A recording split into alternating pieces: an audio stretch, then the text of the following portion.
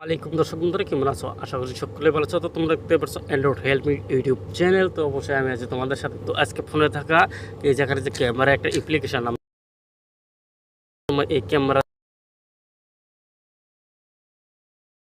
ছবি তুলি ঠিকই, কিন্তু আমরা কিন্তু যখন এই পিকচারটা ধরো 10 বছর বা 2 বছর 3 মাস এরকম যখন সময় হয়ে যায়, তখন কিন্তু ওই ছবিটা আমরা যখন দেখি, তখন কিন্তু আমরা বলতে পারি না এটা কত তারিখে, কোন সময়, কোন ফোনটা দিয়ে পিকচার তুলেছিলাম, তাই না? তো বিষয়টা খুবই ইন্টারেস্টিং। তো আজকে এই ক্যামেরা অ্যাপ্লিকেশনটার গোপন কিছু সেটিংস দেখাবো, যে আপনি সম্পূর্ণ জানতে পারবেন যে কত সালে কত টাইমে আপনি পিকচার তুলেছেন। তো সম্পূর্ণ অ্যাড্রেস কিন্তু আপনি জানতে পারবেন। তো এই সেটিংসটা কীভাবে করবেন, যে এই ক্যামেরার ভিতরে কিন্তু আমাদের গোপনীয় কিছু সেটিংস আছে ভাই। তো চলুন শুরু করা যাক ভিডিওটা। তো প্রথমে আমি আপনাদেরকে দেখাচ্ছি, এই ক্যামেরাটা ওপেন করলাম।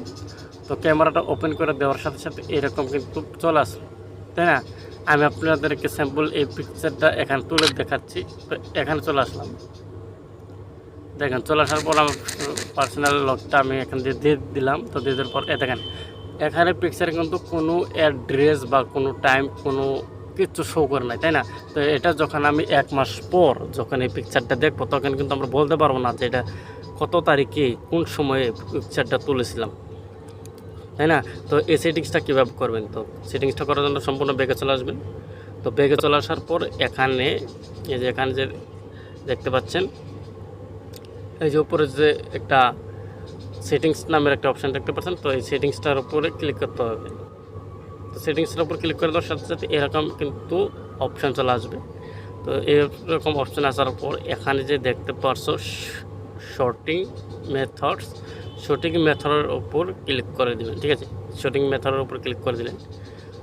তো এখানে এইগুলো অপশান কিন্তু অন করে দিবেন, ঠিক আছে? তো আমি এখান থেকে অন করে দিচ্ছি।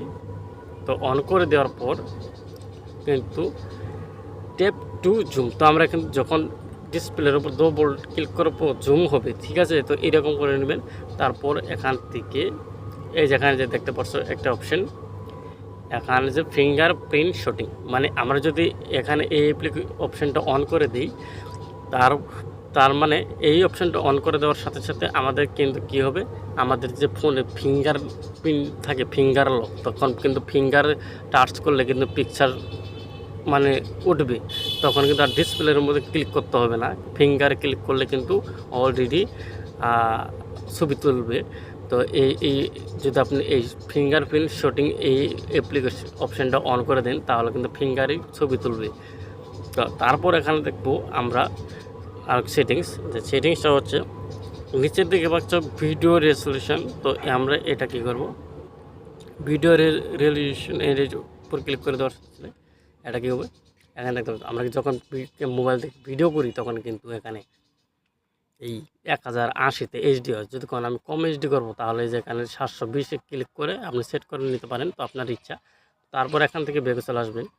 বেগে চলে আসার পর আমরা মানে টাইম এবং সম্পূর্ণ দেখার জন্য এখানে কী করবো, এই যে নিচে যে পাবে একটা ওয়াটারমার্ক, তো ওয়াটারমার্কের উপর ক্লিক করে দেবে।